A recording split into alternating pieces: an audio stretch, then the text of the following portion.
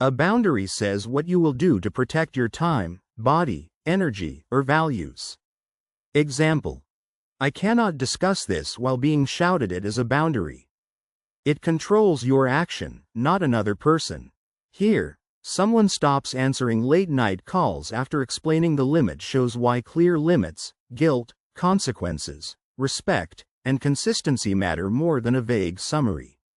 A healthy boundary states what you will do to protect your time, body, energy, or values without controlling another person. Boundaries are not punishments. They are limits that make relationships safer. Seen when leaving a conversation after insults is protection, not revenge. Ending a late-night call politely is different from demanding that no one ever feel upset with you. This starts with requests, and boundaries differ. A request asks someone to change. A boundary states your response. Think of "please call first" as a request. "I will not host surprise visits" as a boundary. The risk rises when weak boundaries create resentment, while harsh boundaries can turn protection into punishment. Common case: declining a favor can trigger fear of disappointing someone. Guilt does not always mean wrongdoing. This scene should leave one concrete lesson: follow through without turning the boundary into punishment. The clearest sign is declining a favor can trigger fear of disappointing someone. Long defenses invite negotiation. Picture: a simple "no, I cannot do that," can be enough. Brevity can be respectful. The problem grows when weak boundaries create resentment, while harsh boundaries can turn protection into punishment. Behavior, fear, and communication need to be separated before reacting. Family boundaries are hard. Old roles can make adult limits feel disloyal. Think of a parent expects immediate access to your time.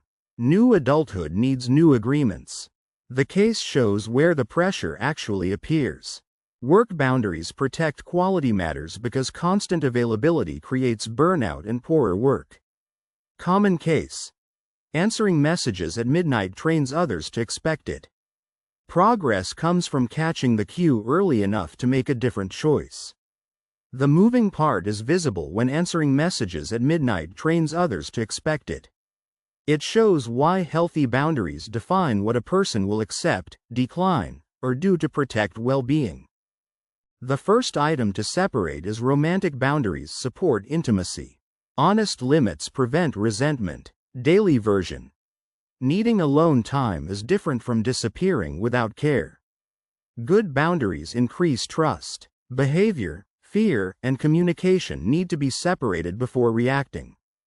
The opening distinction is boundaries need follow through. A limit without action becomes a wish. Behavior, fear, and communication need to be separated before reacting. The danger increases when weak boundaries create resentment, while harsh boundaries can turn protection into punishment. Others may resist change. People who benefited from no boundaries may call new limits selfish. Case: pushback does not prove the boundary is wrong. Changing course early is usually easier than repairing the damage after it grows. Boundaries work best when they are clear, calm, and followed by consistent action rather than repeated threats. Rigid walls are not healthy. Boundaries should protect connection, not prevent all vulnerability.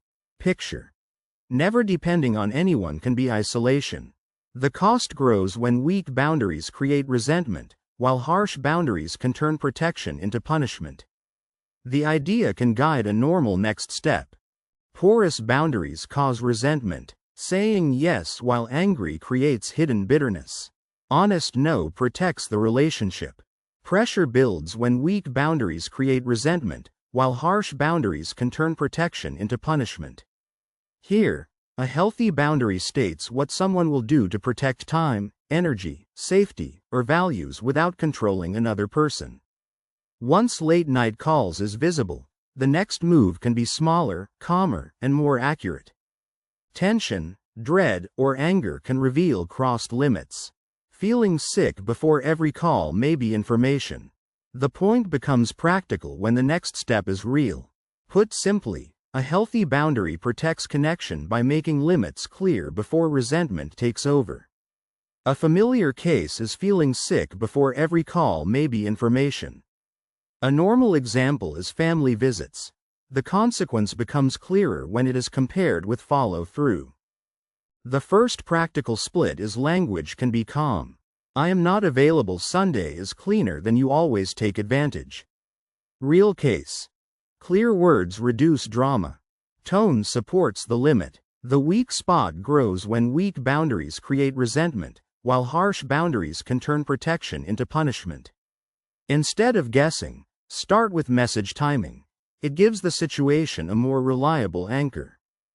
Some limits need a specific response if ignored. Case. If lending money causes conflict, I will not lend again. Consequences make boundaries real. The situation worsens when weak boundaries create resentment, while harsh boundaries can turn protection into punishment. When if lending money causes conflict, I will not lend again, a healthy boundary states what someone will do to protect time, energy, safety, or values without controlling another person. A careful person would compare follow-through with family visits before deciding what the situation actually means. Limits are also promises to yourself. Concrete case. No scrolling in bed protects sleep. Self-respect is practiced privately. The useful win is a little more choice at the moment the habit starts. The example is strong because it can be recognized in daily life. A healthy boundary is not a demand for another person to change personality. It is a clear statement of what access or behavior you can accept. In everyday terms, calm limits matters when it changes what someone spends, avoids, accepts, delays, or repeats. Repair after mistakes explains the first problem. If you set a harsh boundary, you can clarify without abandoning the need. Picture. I was abrupt, but I still need notice before visits.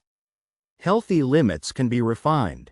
The cost becomes visible when I was abrupt, but I still need notice before visits. A boundary without follow-through becomes a request that others can ignore. Healthy boundaries are not threats, tests, or punishments.